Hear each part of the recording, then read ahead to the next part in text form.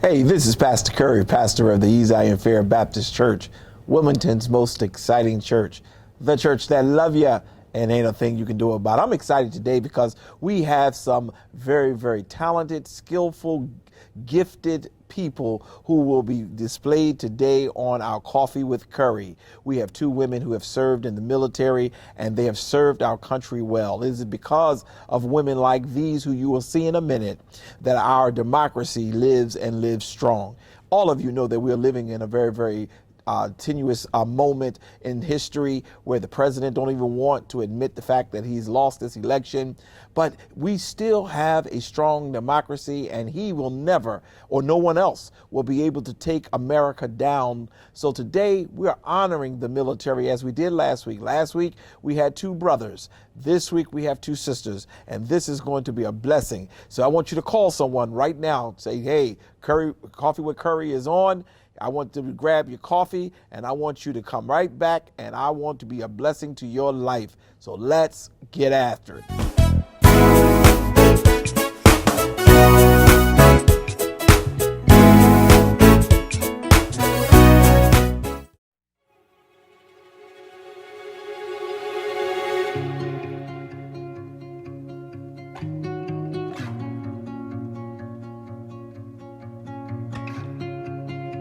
Being a woman coming to West Point in 1976, I guess you could say it was traumatic. There was institutional bias against women. There was a lot of mental abuse, physical abuse. But one of the things that I knew when I got here is that I was going to get the best education that I could possibly get. So I was willing to pretty much endure anything to stay and get that diploma.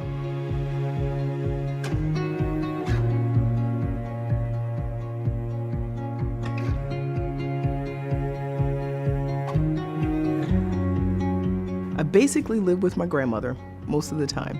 She lived in the projects. We all lived in the projects. Same projects with, Diana Ross and ladies. They were a little bit older than us. So that was a time where we learned to be very, very independent because we had to. When I was an early teenager, I thought, I have to keep up. I wasn't even thinking about getting ahead. I was just thinking about keeping up, not getting left behind. What do I have to do?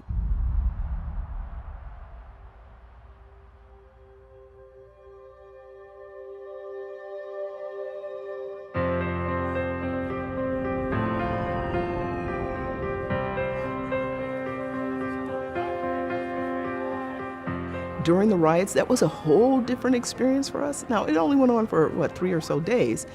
But we had a lot of visitors, like the 82nd Airborne, and we had the National Guard, and I think that was the first time I ever saw a black man in a uniform. And I was amazed and awed, but what I realized is that, hey, this might be an avenue for me, because I didn't see any women back there in those days, so I didn't know that the Army was for women. But when I saw, I was kind of in desperate straits for a minute there when I was a teenager. And I was sitting on a bench, my normal place, and I looked up and saw that sign that said, join the people who join the Army. So I just ran over there because I didn't have much else to do, and to see if I could just ask, do you take women in the Army? And to my amazement, they said, why, yes, we do. I remember being happy because I think that I had found a family in the Army. My battalion commander called me in one day and said, how would you like to go to West Point? And I said, what I really need is some money to go to college. And he said, well, you can go to college at West Point. I said, oh, is West Point a college? And he goes, well, yeah. And I said, do you get a degree?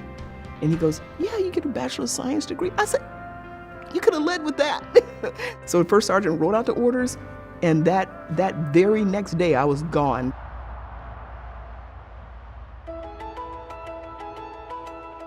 Stepping foot on West Point was like stepping onto a different planet. It was that different from anything I'd ever experienced. My big problem when I initially got to West Point was with communications. I was truly, from the deep ghetto in Detroit, and that's how I spoke. And so when I got here, I felt very, very isolated because I didn't think anybody understood me. There were so few people to talk to at West Point, and especially the first summer that you were there, I just had to just survive. The only thing I knew at the time is that I am going to do this. I am going to succeed. I'm going to ask everybody for help.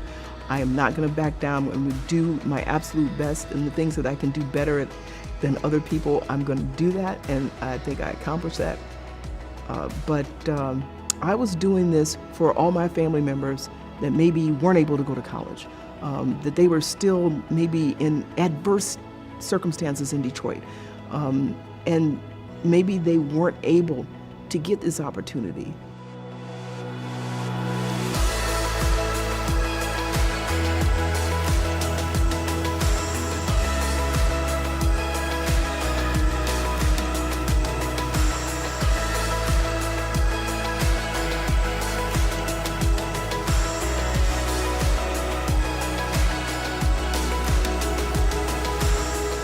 My message to the young people today is there's a such thing as leader skills.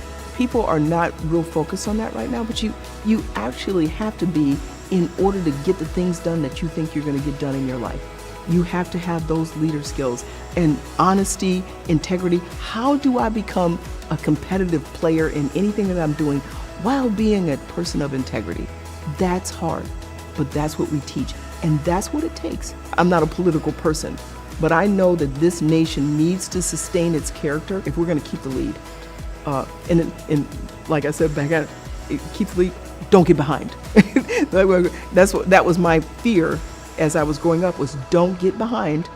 But now I'm thinking, I need to be ahead. I need to be on the pointy edge of the spear on everything I do until the day I die. And we're back.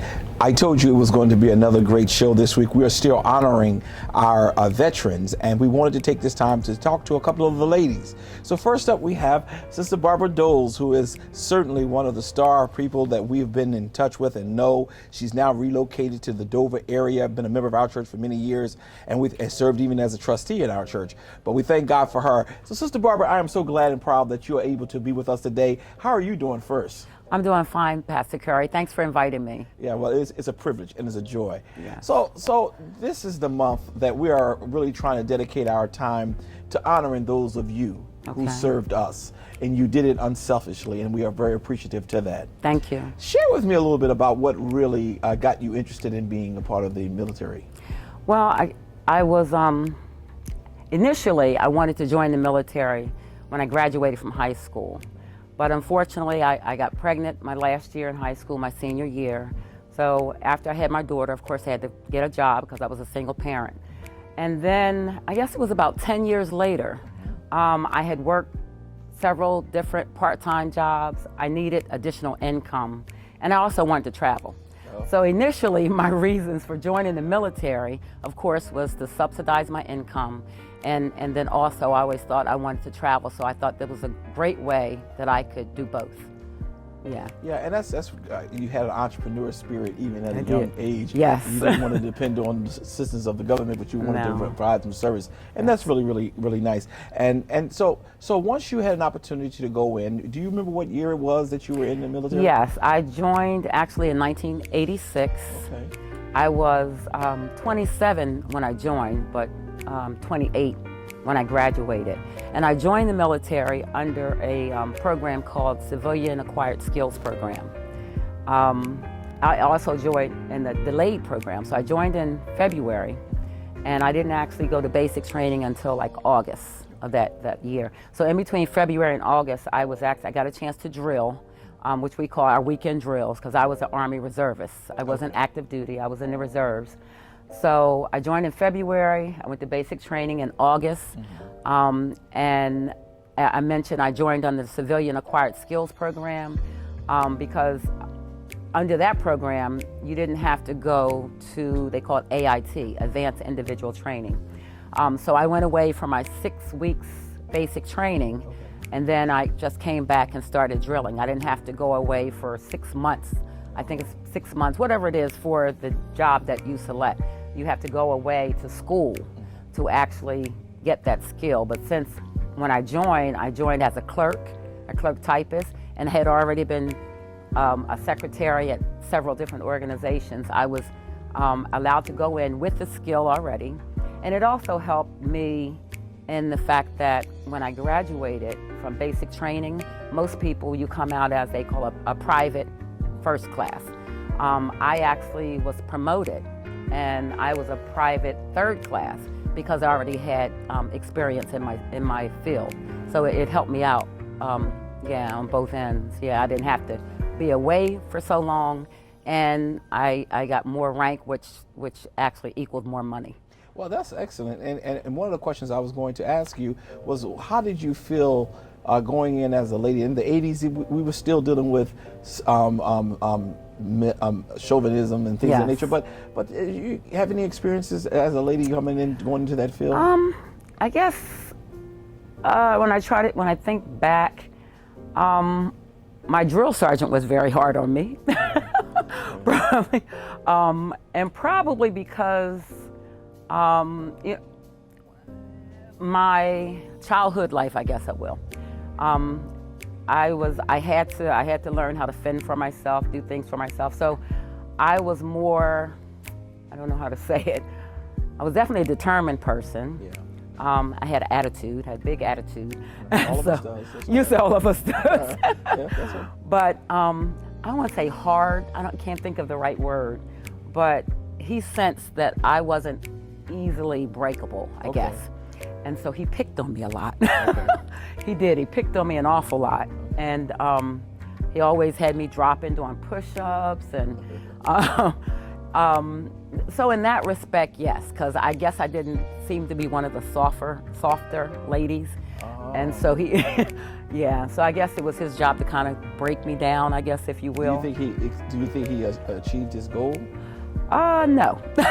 Good. And he was a Samoan, so I don't know if that had anything to do with it. Well, it did, because his culture, you were supposed to be very submissive. So there we go. There we go. And that's really good. I'm really glad to hear you say that, because one of the things and one of the backbones of our community as African Americans is the black woman. Yes. And you all have been able to carry our community for all of our existence, especially here in America, to go into the service. Yeah. And even the person wanted you to become more breakable or submissive, if I can use that word. Sure. And you weren't able to. You know, I am who I am. Yes. When you got your promotion, was it under him or was it under someone else? It was under his leadership. Okay. Because when you go to basic training, you have one drill sergeant and they follow you through your entire training. Okay. So it was under his leadership, but there were other leaders in place as well. Okay. So it wasn't his decision. Okay, I got you. Yeah, it wasn't his decision. Okay. And then there were other, circumstances for the women there. Of course, some of the women were subjected to other, types of treatment. Okay. And things of that nature. But I think that for me, the thing that stood out for me was my Samoan drill sergeant. He was really hard on me. Yeah. And there are many people. I didn't have the privilege of going into the military. My father, I was raised by a Marine, and he says one of the things that they must do is they must recreate you. And sometimes in recreating a person, it is very, very difficult because you never know the goal, the motives behind why people are doing what they're doing. Exactly. But as a strong African American sister, you were determined to do what you had in your mind to get done. Yeah, absolutely. And you accomplished it. Oh yes. With more rank than normal people would have come out. Absolutely. That's just awesome. Absolutely. Just awesome. I guess my skills helped. Yes. It helped me going in, and so that was a blessing. Yes. It was a blessing because I didn't even know. I knew I wanted to go into the military to serve our country. I didn't know about some of the advantages and ways that I could use the skills that I already had. So that really worked to my advantage. Yeah, who was the president during your era? During that time, the president was Ronald Reagan. Oh, it was Ronald Reagan. Yes. Okay. Yes. Yeah. Well, I guess y'all didn't have any wars at that time. So, no. So you were able to survive at least that. But Ronald Reagan was the president at the time. Yes. Are there any regrets that maybe you have? And now, as you look back over your life as it relates to the military, are there any regrets that you may have? Absolutely not. Okay. When I think back today, I am so thankful. I'm blessed. I'm grateful. I think about it when I say today. I mean, not every day, but it, comes up in my mind because there were so many times when I wanted to quit. When I got to the 6-year mark and it's time to renew another contract, I wanted to quit. There several times, and then my fellow soldiers, they would always say, "Come on, Barb, you can make it. Come on, you can just re-enlist again." And by the time I got to 12 years, I said, "Wow, I'm at 12. I'm already over 10. I might as well stay and do 20." So, those increments helped me, every time I signed a new contract. And not just me, but my fellow soldiers, they motivated me. When I think about it now, today, I left not my career job, but Christiana Care was the last place I worked. And when I left Christiana, I actually left a little earlier than I wanted to because they were stressing me out. So I left at 59 and a half, and I really wanted to work until I was 62, which would have been this year. And so I left at 59 and a half. In my mind, I'm thinking at 60, I will be eligible for my military pension. And also, along with that, I could get free medical. So it has been such a blessing.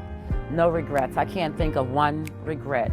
I gained skills that I didn't have. I gained additional knowledge that I didn't have. I was a retention NCO for a while, which helped me to learn first myself about the various benefits that were available to soldiers. And then for me to be able to educate other soldiers, it was a blessing to me. I was always looking to educate. There were re-enlistment bonuses that soldiers didn't know about. There were benefits that they didn't know about, and I was able to obtain that knowledge and share it. So, it's totally a blessing. I get now, and I'm able to go to the Dover Air Force Base or any military base, whether it's Air Force, Marine, Army, and utilize the benefits. There's lodging benefits. There's so many. It's a majority. There's a whole listing of benefits that are available to veterans. So it has been nothing but a blessing to me. Well, that's a joy to hear you and those who I've interviewed. Yes. I can sense the pride Yes. that you all have in the time that you spent, the bonds and the friendships Yes. that were developed, and I think that's really, really, really remarkable. You had an opportunity. So how many years did you serve in the military? I served 20 years in the military. So you did serve 20 years I in did the 20 military? years, yes. Okay. Now, you also had a really nice career. I think at one point you was working for DuPont. Yes, I did. Well, share a little bit about your civilian time as well. So actually, I joined the military in '86 and started working for DuPont in '87 as a full-time employee. So, the Lord He just kept blessing me over and over and over again. Working for DuPont, again, I started out as a secretary because that was where my skill set was in high school. I was very good at typing and shorthand and things of that nature. So I started with DuPont as a secretary. And I worked as a secretary for probably about 10 years or so until one of my managers, he recognized potential, I guess I would say, in me. I've always been a go-getter. Yes. Determined, and if I set my mind out to do something, I'm not satisfied until I get to that end goal. So he saw something in me and started to groom me for professional assignments within DuPont. And so I went from becoming a secretary. From there, I worked in the corporate real estate department. So then I got to learn about leasing land, selling properties. So I did that for, 4 or 5 years at DuPont.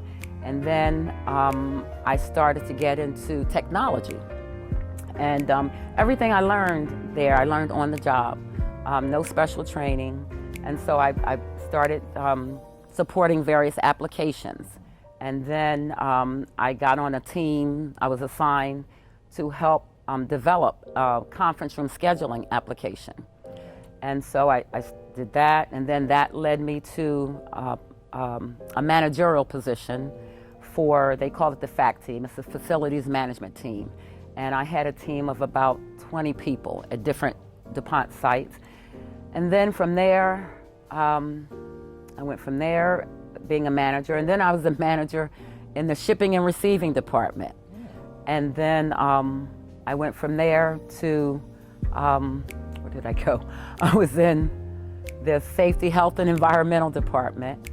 And then finally I went I worked in sourcing before, but I went back into sourcing and began to support their logistics applications. And then before I left, I was supporting the ethics and compliance and legal applications. Now, when I went there to do something for you, I think it was on Black History Month. It was on Black History Month, Now, what yes. department were you in then?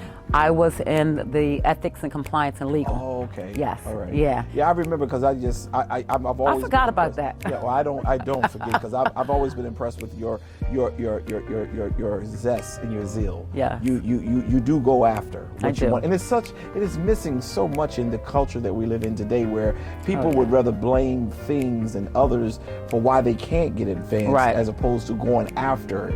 And as I listened, that's why I carefully listened to what you were sharing from your military experience, DuPont, Yeah. all that time, and you constantly moved up. You Yes. didn't stop at one space. And that's probably why, because when you said today, I didn't even know your age, but when you said today your age, I'm like, oh my gracious, you have done well. You have done well for yourself. You have done well with your appearance. You have done really well. Pastor Curry, I owe it all. I owe it all to the Lord. Amen. I Amen. really do. He I has really preserved do. you. He has preserved me. He has kept me. I'm getting emotional. I'm serious. If you knew my story, Yeah. you'd understand. But yes. Even you opened up the interview today by talking about your beautiful daughter, and I admire, especially your grandbaby. That was my heart. Anaya. She's one of our babies here. Yes. How is she doing, by the way? Anaya's doing great. Okay, good. I help Anaya on Tuesdays and Thursdays with her homework. So today's my day to pick her up. Okay. She is such a joy. She's growing into a sweet little young lady. Amen. Yeah, she's my heart. I know. I look out for Anaya, make sure she's good. I remember when she was here, Yeah. you did it so Yes. I'm sorry. I still to do. get you. Yeah. That's okay. Actually, they moved down. They were living with me for a little while. Okay.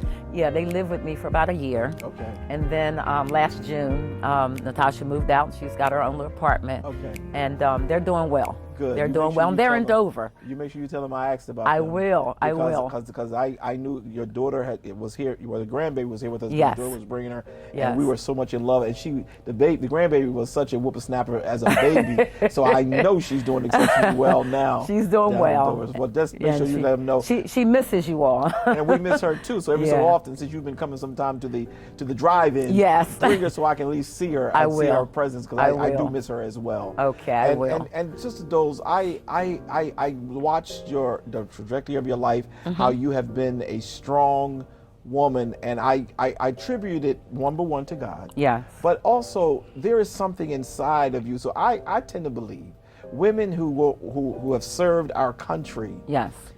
well are the women who really had a zest and a drive for better. Oh yeah, absolutely. Okay. Absolutely. You kind of hit the nail on the head.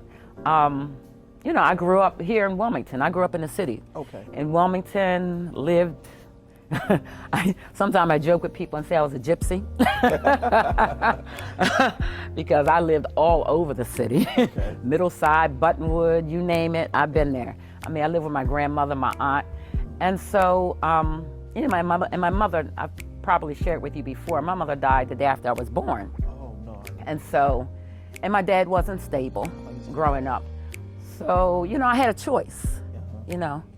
Do I sink in that? All right. Or do I swim? Okay. Right?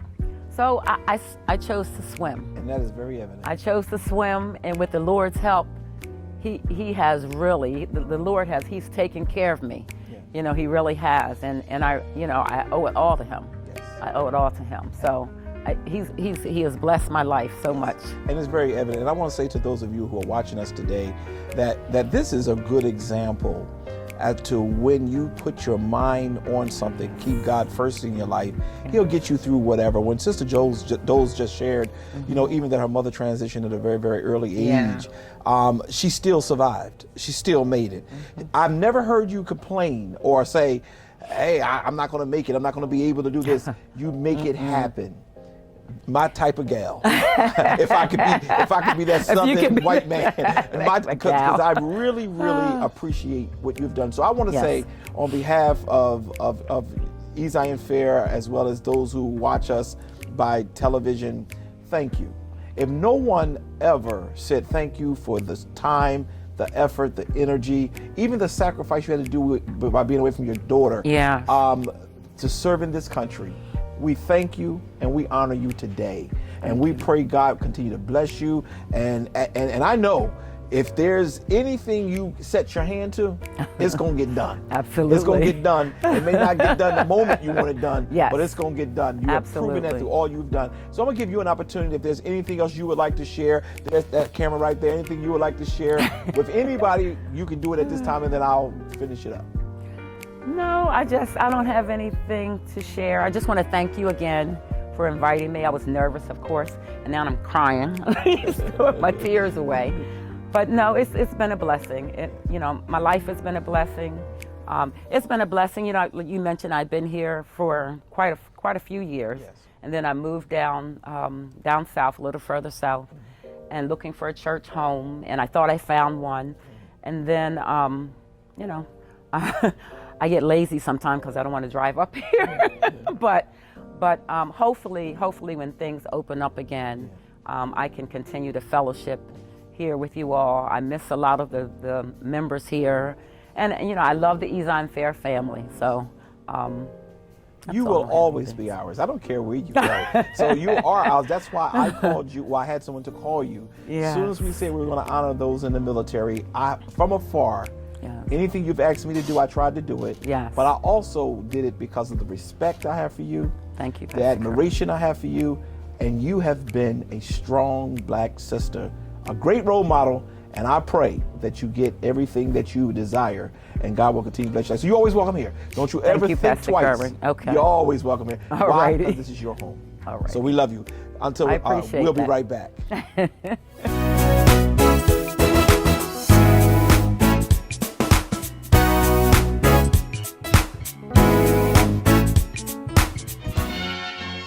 More than 4,000 black women joined the WACs and the WAVES and served in segregated units. Many found themselves relegated to menial jobs in mess halls and laundries.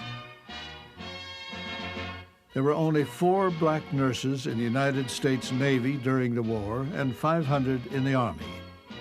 Their assignment was to care for black servicemen in the segregated military hospitals. They were not permitted to care for whites. That policy changed after a contingent of black nurses was sent overseas to care for black casualties.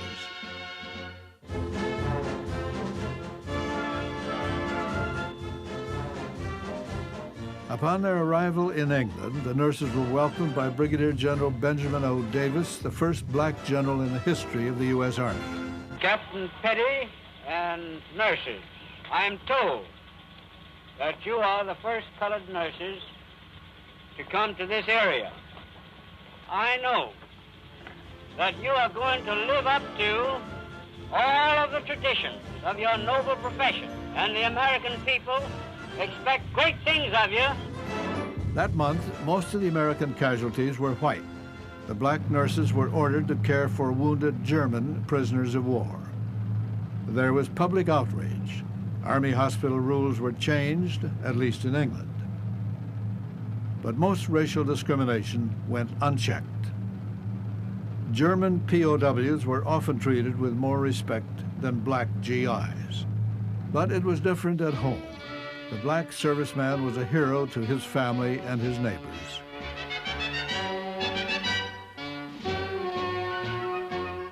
Two million black Americans were working in the war plants. Many of them were women. For black war workers, just as for whites, the war meant steady work and high wages. But that was not all. There was the matter of patriotism, of contributing to the war effort, which concerned black Americans as much as it did whites. Harlem needed air raid wardens, after all. There were hundreds of black volunteers for civil defense and war bond drives, for any kind of job they were allowed to do.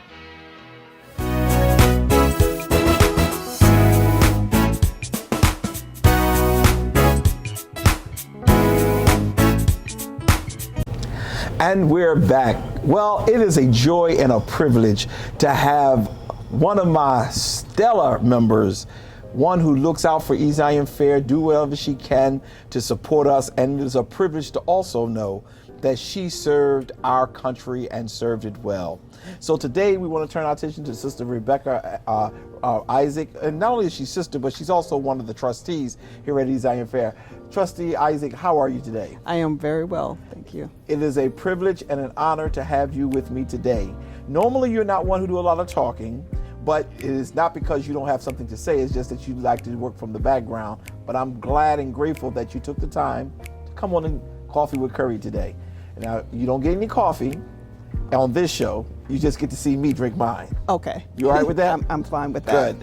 So, Sister Rebecca, tell me a little bit about, well, first, just tell me a little bit about your background, and then we can get into your military experience. Okay. I was born in March 15, 1957, in a small town called Lugoff. Lugoff. Okay. In South Carolina. Okay. I was the second of 9 children. Oh.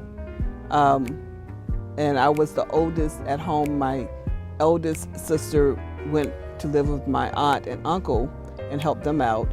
And so I was the one that was called to babysit all the time on my siblings.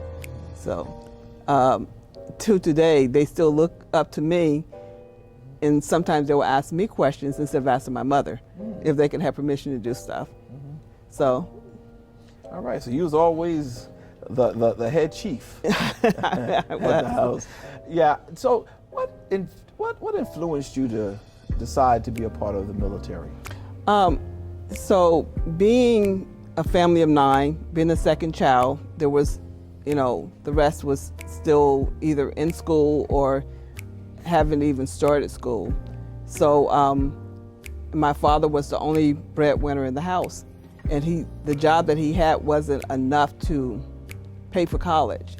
So I decided to go in the military so I can get my college there. Okay, that's excellent. That's excellent. And where did you go to college at? While I was in the military, I went to several colleges. I went to the University of Maryland.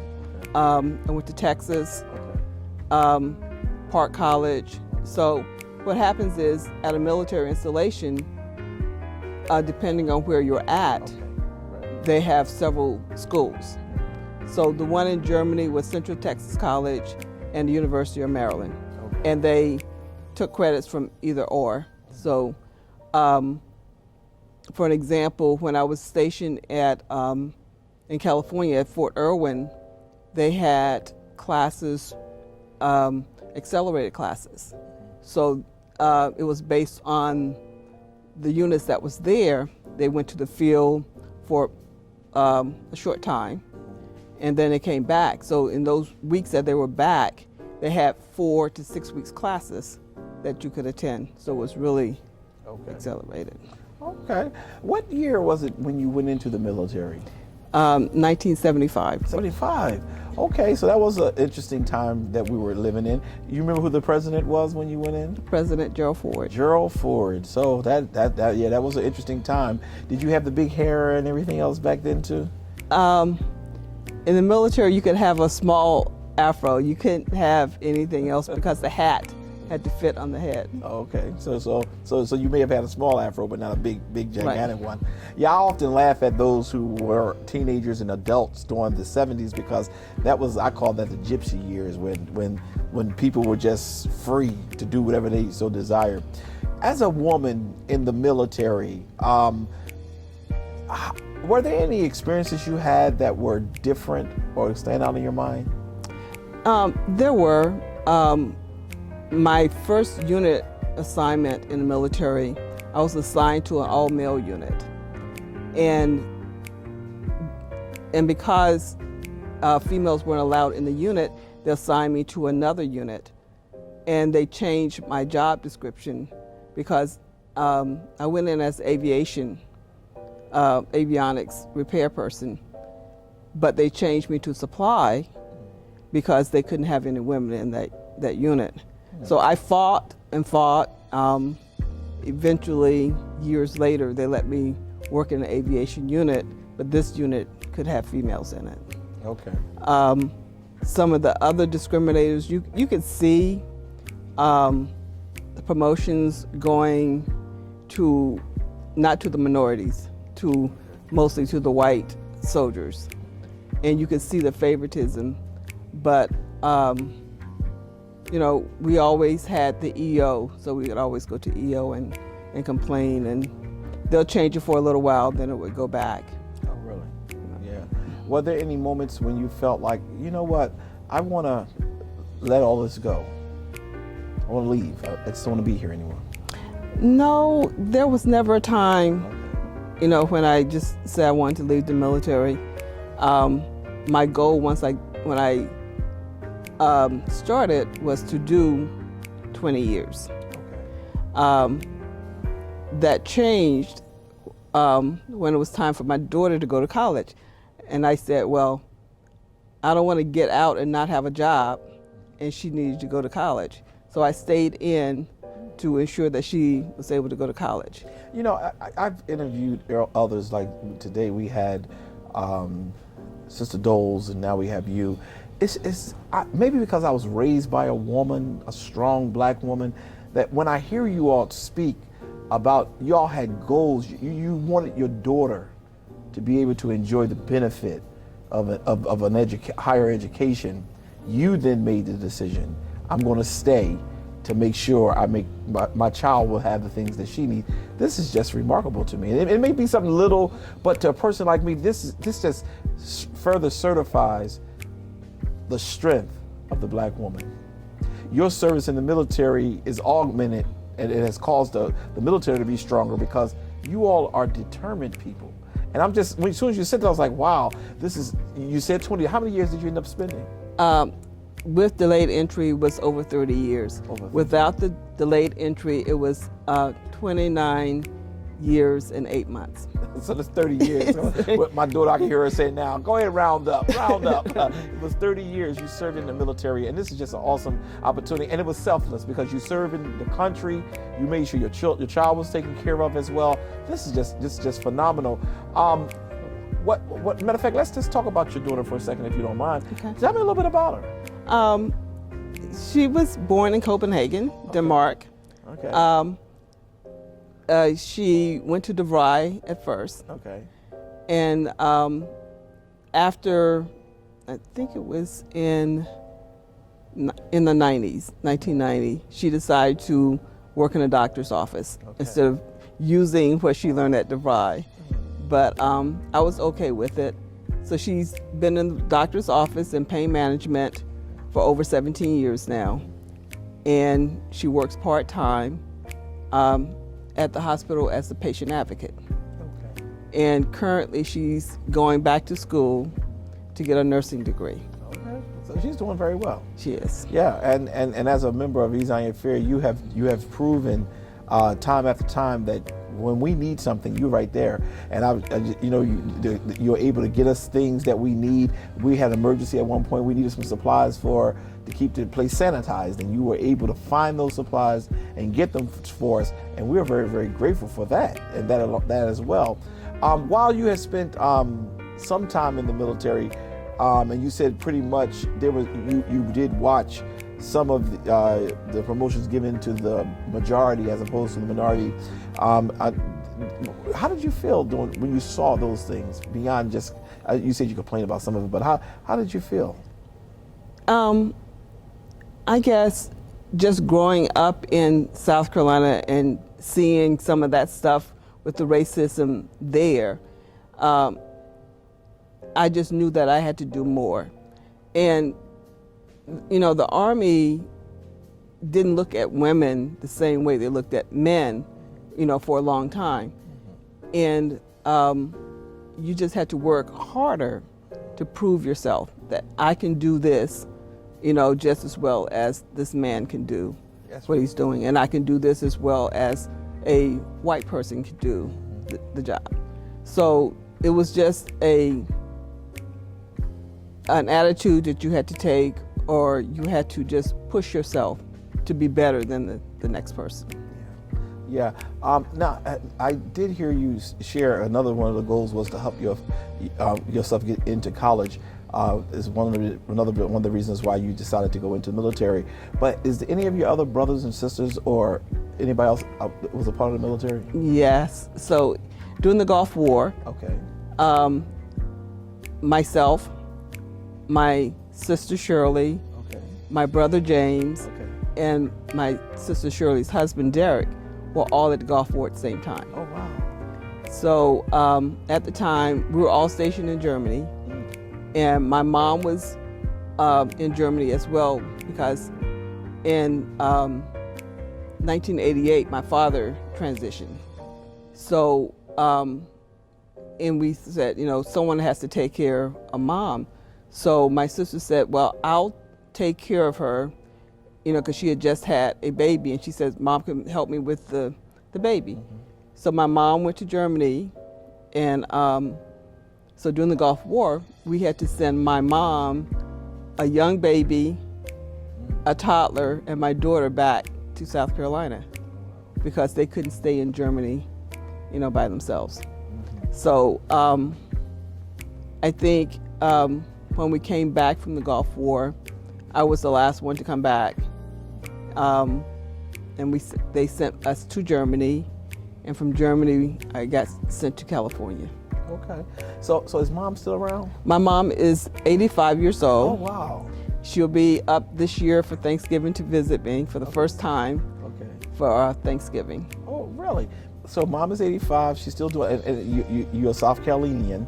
So we know that there's a close niche to the family. Mm-hmm. I heard that you all built some things and put some things together. Is that true? Yes. When the house that my mother and father lived in, and we grew up in, we gave that to my cousin, so he made a garage out of it. And the other house that they lived in was a trailer. So my brother took the trailer and moved it to another location. But this year, 4 of us decided to pull our money together and build a house in South Carolina on the family land. And we did that. We converted the garage to 2 bedrooms, and we have a 5-bedroom, 3-bathroom house that the family can go visit anytime. Wow. See, this is the spirit of strength. You all put your monies together, decided we're gonna keep our property. You done built a home on it. Now you ain't got to pay for a motel when you go back home. Right. Now is mom still living there? My mom stays with my sister in Georgia. Okay. Oh, in Georgia. Mm-hmm. Okay. So the 4 of us that built the house, one lives in Texas, Okay. one lives in New York, I'm here, and my sister lives in Georgia. So there's no one at the house at this time. Okay. So you have a code to go in the house anytime you feel like it. Okay. So how do y'all? I guess it's a brand new house, so no repairs needed right now. Right.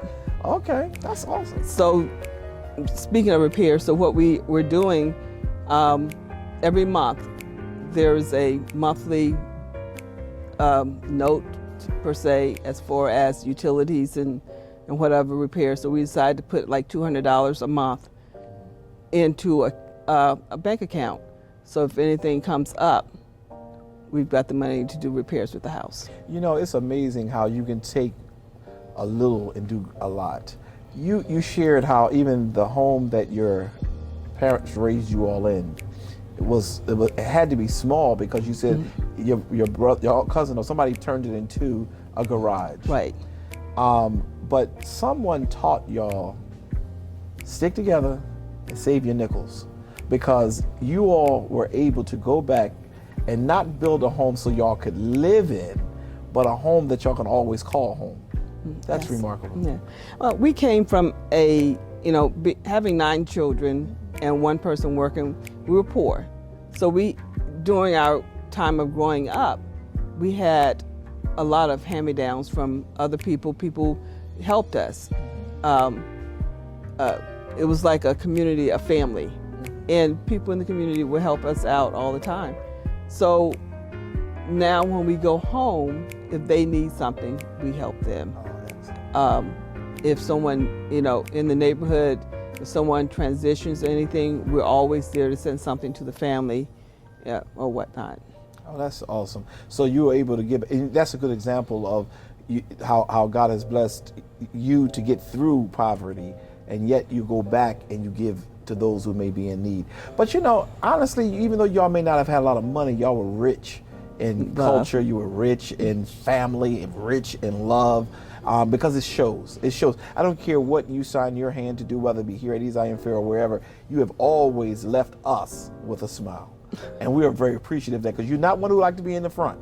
You're not one of those people who want to say my name, make sure everybody know I do this. You show up. I remember you just got your new truck. It's funny because when I saw your truck, I said, what is she doing with a pickup?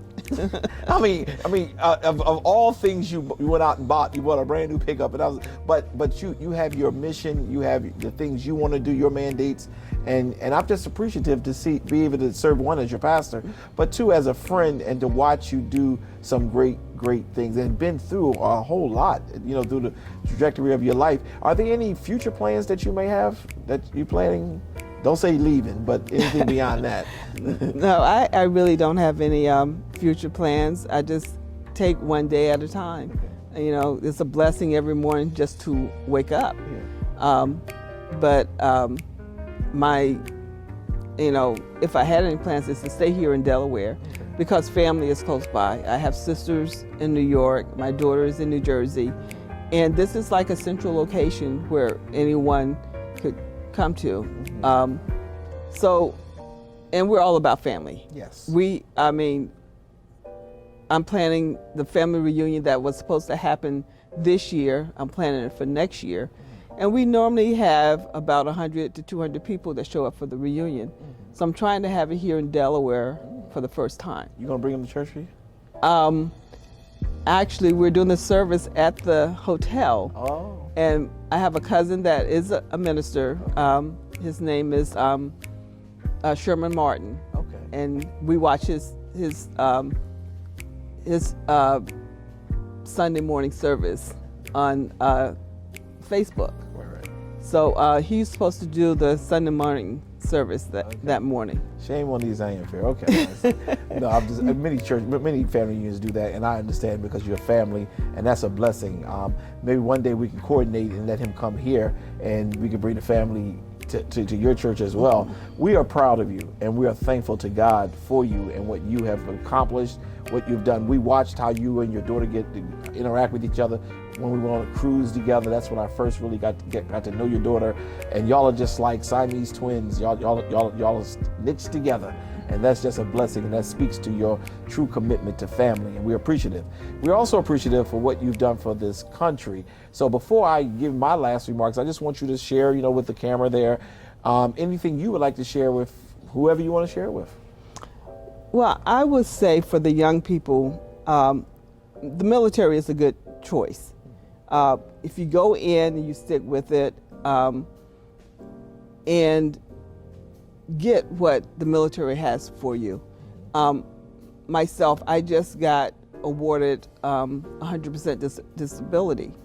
So that opened up more doors for me to get other things that I wasn't getting before. So, but the GI Bill is still there as far as education, the medical commissary privileges, the PX privileges, and in a few years I'll be able to get TRICARE for life. So I don't have to, worry about just doing it. I have Medicare, TRICARE for life, and all that coming up in a few years. Excellent. I want to say to you on behalf of your church family, the United States of America, thank you. If you've never been thanked for your service to our military. If you've never been shown any appreciation for the service you've given, I want to say first, as your pastor, thank you. Thank you for your sacrifice. It is because of individuals such as yourself, the contributions you have made to our military, that has caused us to be able to have a democracy today. And even though we're going through a whole lot in this democracy, we are strong, because in the 70s, we had women like you who said, I will serve my country. Thank you so very much. Thank you. We'll be right back.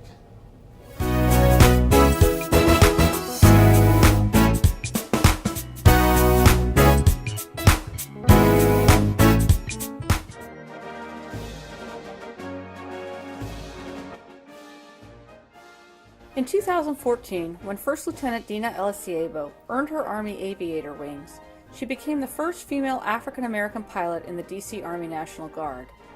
Already certified to fly with an FAA commercial pilot's license, graduation from the initial entry rotary wing flight school at Fort Rucker, Alabama, placed her in an elite group of Army aviators. Reflecting upon her experiences in aviation, she stated, "When I think about the trailblazers who went before me and the adversity they continuously faced, be it gender, ethnicity, or simply doing what had not been done, I am grateful. I realize that I may not have a story had they not been inspired and laid the foundation." Some of the pioneers who laid that foundation were women like Bessie Coleman and Janet Waterford Bragg, two of the first African American women to receive their pilot's licenses. These trailblazers led the way for countless others who had the courage, fortitude, and dedication to learn to fly. For Army aviation, women's contributions began during World War II, and pilots such as Willa Beatrice Brown pushed to break racial and gender barriers. Brown was active in the Civil Air Patrol and served as the coordinator of the War Training Service for the Civil Air Administration. She was also the director of the Coffey School of Aeronautics, which became critical in paving the way for African American aviators in the Army Air Force's program at Tuskegee Institute.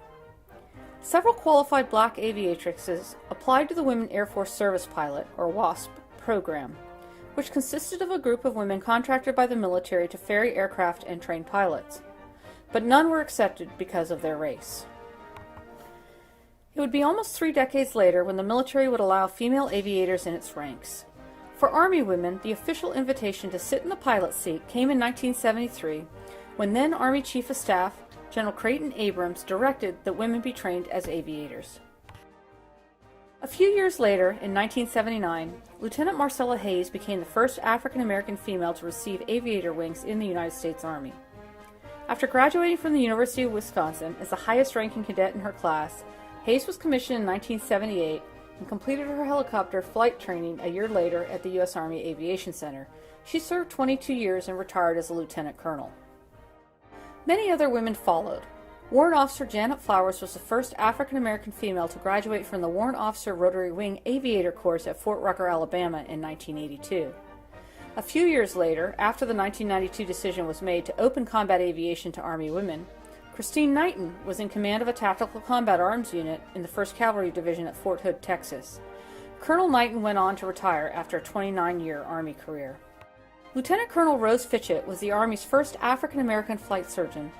Her service was acknowledged by a South Carolina House resolution that recognized her 18 years of outstanding military service and then declared an official state, Military Women's Day, in November of 2011.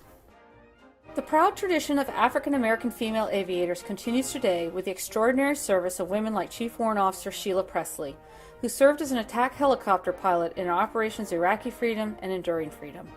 This highly decorated soldier credits the Army with allowing her to live her childhood dream, to be an aviatrix. Just as Lieutenant Elisiebo is grateful for the aviators that laid the foundation for her, the Army Women's Museum proudly salutes the service of African American female aviators in the United States Army.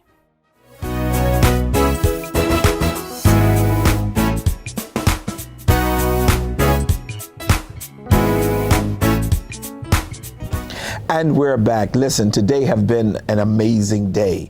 We had the golden opportunity to interview Sister Barbara Doles, who is really a blessing. She's done some great things for her personal life and for God, as well as for our military. We've had Sister Rebecca Isaac, who is certainly a true star and a true hero. She too have served our country. One did it in the 70s, the other one did it in the 80s under very strong presidents where many things could have happened. You heard Sister Isaac share that she served during time of war. It is important that we honor those who have served and helped us to maintain our democracy. We live in the richest country in the world. We live with the richest culture in the world. And we, the African American community, have played a very, very strong role in it. And it becomes important that we start celebrating. I want to take a moment to thank our women. Our women have been the backbone of our community. When the men could not be found, when everything seemed to be lost, our women have been there to be our shining lights. So I want to say to all of our women today, thank you, and we appreciate you, especially to those women who served into our military, even against some incredible odds.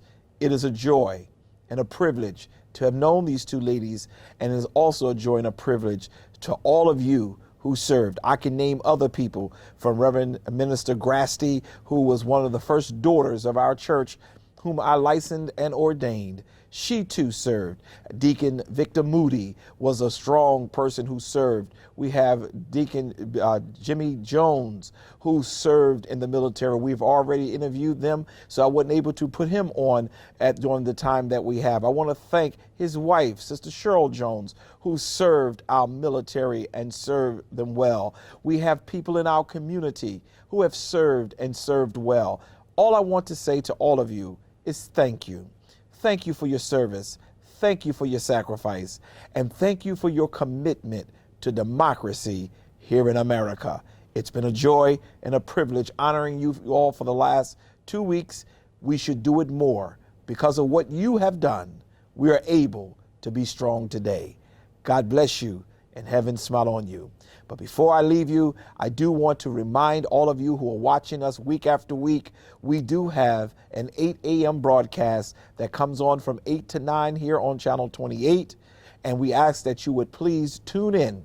That's when you get an opportunity to enjoy the worship experience at E. Zion Fair.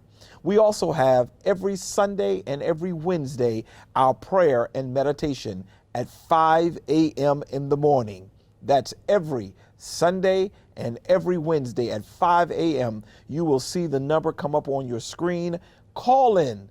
Let's enjoy the Lord together. We speak a word to the people of God. We pray together, and we have watched God over the last 3 years manufacture miracle after miracle. God has been gracious to us. So please, if you can join us every Sunday and every Wednesday, on the telephone, the phone number is right there on your screen. Please make sure you join us for prayer. But we also have 2 services every Sunday. We're living in a pandemic, but we are not going to allow the pandemic to get us. Every Sunday, we have a live drive-in service. The live drive-in services are 9 a.m. and 11:30 a.m. I want you to know I'm preaching both of those services, and the Lord has been blessing. Last Sunday, it was a true blessing to talk about thank you. Thank you to God for all that he has done. We had gotten caught up a couple of times, and God just moved in a very mighty way. So that's every Sunday from 9 until 10, we have our drive-in services, and then we have an 11:30 until the Lord say so service on Sunday mornings. One last thing, we have Bible study. When people are saying no one wants to study the word, well, that's not happening at E. Zion Fair. We have so many people on our Zoom. All you have to do is call the church, and we can give you the link for you to be able to link in to our Bible study. We have Bible study every Thursday. It's every Thursday at 7:30. we go into the Word of God, and what we've been teaching is the fundamentals of our faith, and it has been a blessing. People are getting on. 40, 50 different folks are coming onto the screen, but we have people, whole families, coming together to be a part of our Bible study. That's every Thursday at 7:30 is our Bible study. It's our Zoom Bible study, and the Lord is meeting us there. I thank you for the time that we've shared together, and I pray that God will bless your life. One final announcement I would like to share with you all, and that is we will have the lighting of our campus. There will be cocoa given out, there will be cookies given out, and we will light up our campus on December the 4th at 6 p.m. That's December the 4th. At 6 p.m., we will have the lighting of our campus. It's going to be beautiful. Everyone who knows me know I am the Christmas guy. I love Christmas. We decorate our church very strongly. But because we are not going to be inside, we decided to take it outside. So we're going to have the lighting of our campus, and it's going to be a celebratory where our praise team will be singing. We will be displaying the lights at a certain countdown moment, and it's going to be popping, as the young folks say. I ask that you would join us December the 4th here at East Zion Fair at 6 p.m. We'll have cocoa waiting for you. Until my next telecast, God bless you.